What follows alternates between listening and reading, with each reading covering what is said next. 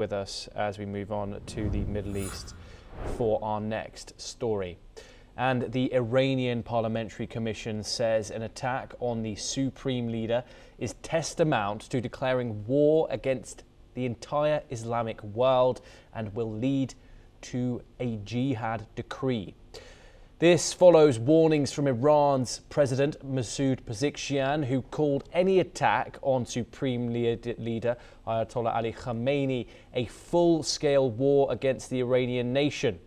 Pezeshkian's statement came after US President Donald Trump's remarks, where he criticized Khamenei and said it was time to look to new leadership in Iran.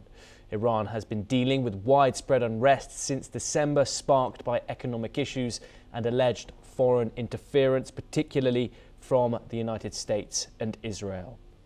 Dan Perry joins us once again on this story coming out of Iran.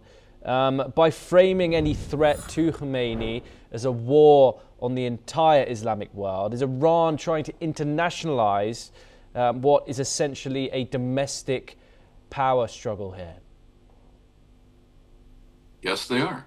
And they do so probably not totally in vain, because some people among the billion or so Muslims in the world are going to be convinced by this and are going to be certain that whatever intervention happens in Iran is an affront to Islam. But the reality is that an intervention in Iran, which may or may not be wise, may or may not succeed, would in no way be an attack on Islam, and would in no way be an attack even on the people of Iran, as Pezeshkian said. It would simply be an attack on a regime that is opposed by the majority of people in Iran. And I suspect Pezeshkian knows this.